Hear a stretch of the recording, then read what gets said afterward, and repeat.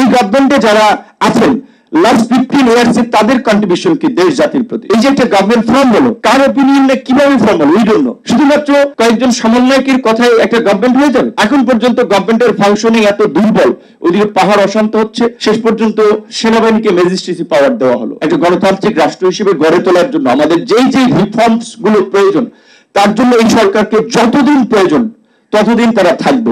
অবশ্যই সরকারের দুর্বলতা নিয়ে আমরা সমালোচনা করছি, আমরা করব, কারণ কেউ কি বলছেন এটা চট্টগ্রাম সমিতি হয়ে গেছে, কেউ বলছেন এনজিও সরকার হয়ে গেছে। সরি, এটা আমার ল্যাঙ্গুয়েজ না, বাট আমার বন্ধুদের, আমার রাজনৈতিক সরকার অনেকের মুখে এটা শুনি। কেন এটাকে একটা ইনক্লুসিভ গভর্নমেন্টের রূপ দেওয়া হলো না? এই গভর্নমেন্টে যারা আছেন লাস্ট 15 ইয়ার্স তাদের কন্ট্রিবিউশন কি দেশ জাতির প্রতি, গণতন্ত্রের জন্য? আমরা এটা জানতে চাই।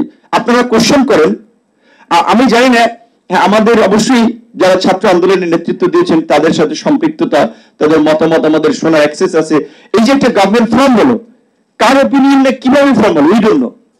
শুধুমাত্র আপনার কয়েকজন সমন্বয়কের কথায় একটা গভর্নমেন্ট হয়ে যাবে?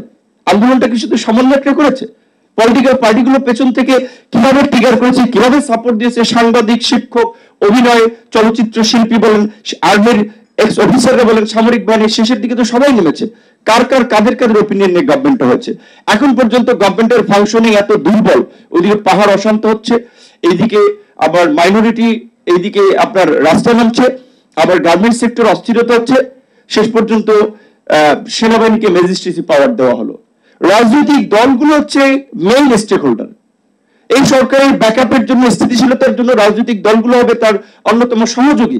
রাজনৈতিক দলগুলোর সাথে কোনো ওপেন আলোচনা নাই।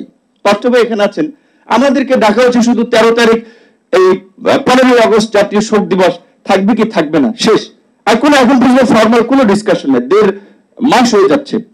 এবং আমরা টুপিয়ালে সেখানে দেখছি অনেকে যারা বিগত সময়ের বেনিফিশিয়ারি ছিলেন তারা গভর্নমেন্টের গুরুত্বপূর্ণ পার্ট হতে যাচ্ছেন। এটা কিন্তু একটা অশনি সংকেত। শুধু এই বিষয়ে গভর্নমেন্টকে তো ভাবতে হবে।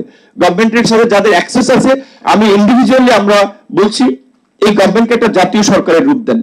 মেজর পলিটিক্যাল পার্টিগুলো থেকে 2-1 করে প্রতিনিধি নিয়ে 21 সদস্যের গভর্নমেন্ট পারছে না। পার্বত্য চট্টগ্রামে এটা সিম্পল ঘটনা না, ওইখানে পাহাড়ি বাঙালি সংঘর্ষ হচ্ছে, কিন্তু বাঙালিদের তো শুরুর দিকের ঘটনা ইনভলভমেন্ট ছিল না। একজন বাইক চুরি করেছে, চাকমারাই পিটিয়ে মেরেছে, তাহলে এটা তো তাদেরই একটা পার্ট। সেখানে কেন পাহাড়ি বাঙালি এটা পরিস্থিতি তৈরি হলো? এখানে হিন্দু বৌদ্ধ খ্রিস্টান ঐক্য পরিষদ, সরি টু সে, এটা বলছে আপনারা যদি পরিষ্কারভাবে এই কথাগুলো না বলেন, এই হিন্দু বৌদ্ধ খ্রিস্টান ঐক্য পরিষদ নামের এই দোকান কাদের? এই গভর্নমেন্টের বেনিফিশিয়ারিদের।